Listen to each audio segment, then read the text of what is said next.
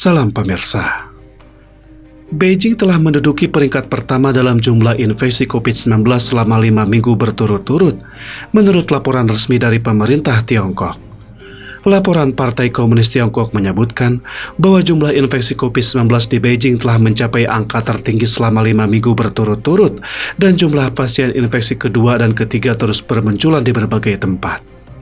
Pihak berwenang di Zhongnanhai kolaps dan orang-orang hanya bisa mengandalkan diri mereka sendiri. Tang, Kepala Dokter Departemen Kardiologi di Rumah Sakit Pengobatan Tradisional Tiongkok Yicheng, mengatakan baru-baru ini telah terjadi peningkatan jumlah pasien positif kedua dan ketiga dengan gejala yang berbeda.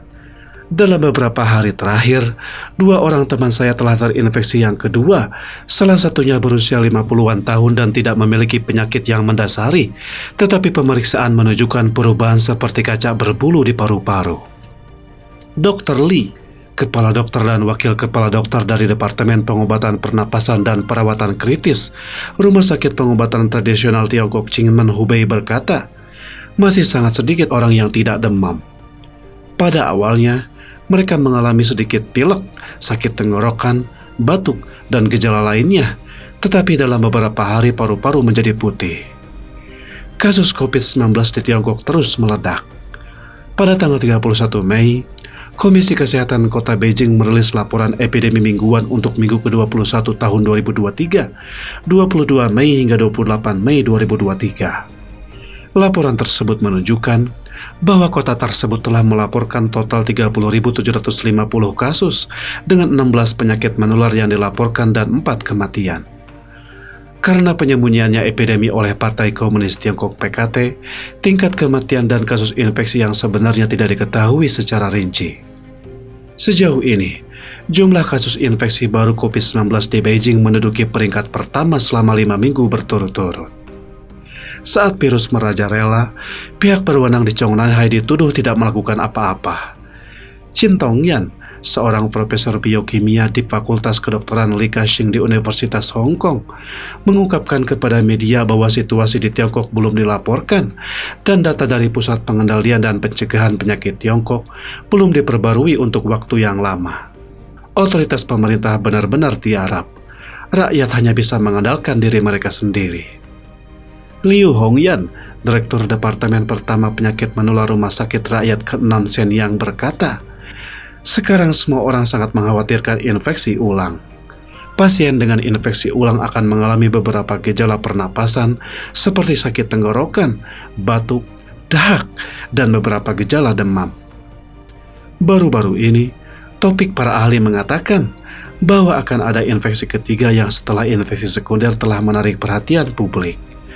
Pada saat yang sama, topik-topik seperti sequelae, memeriksa kelelayan dan mengganti kekosongan, gelombang kedua epidemi, dan seberapa berbahaya infeksi ganda bagi tubuh, telah menimbulkan diskusi hangat di publik Tiongkok. Li Yuepo, Direktur Departemen Penyakit Menular, Rumah Sakit Shantong Shanxin Harmony, banyak orang mengalami rasa sakit yang tidak dapat dijelaskan. Kami telah menemui beberapa dari mereka. Sakit punggung sangat parah dan sakitnya sangat hebat. Ada seorang pemuda yang mengatakan ini jenis rasa sakit yang menjerit dan mekanismenya tidak begitu jelas. Chai Chenglin, Kepala Neurologi Rumah Sakit Kota Sains dan Teknologi Suzhou berkata, banyak orang yang pertama kali terinfeksi corona neonatal memiliki banyak gejala seperti kabut otak, kehilangan ingatan, kelelahan, insomnia, detak jantung yang cepat, kecemasan, dan sebagainya. Pada sejumlah kecil pasien, gejala dapat bertahan selama lebih dari 3 bulan setelah infeksi pertama.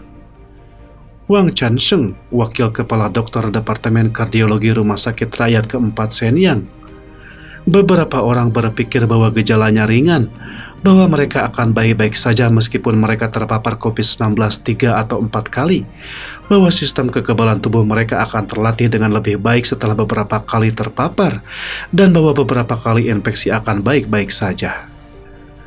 Pada tahun 2022, jurnal Nature Medicine menerbitkan sebuah penelitian yang menemukan bahwa infeksi berulang coronavirus dapat menyebabkan kerusakan pada sejumlah sistem organ vital.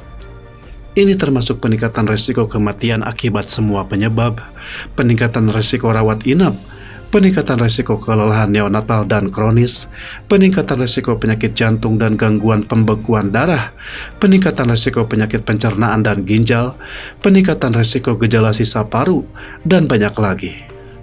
Meskipun beberapa orang tidak memiliki gejala infeksi, tes dapat menunjukkan penurunan sel darah putih dan neutrofil yang menyebabkan penurunan kekebalan tubuh yang mungkin tidak dapat Anda deteksi. Jadi, cobalah untuk menghindari setiap infeksi baru. Cukup sekian dulu, terima kasih atas perhatiannya.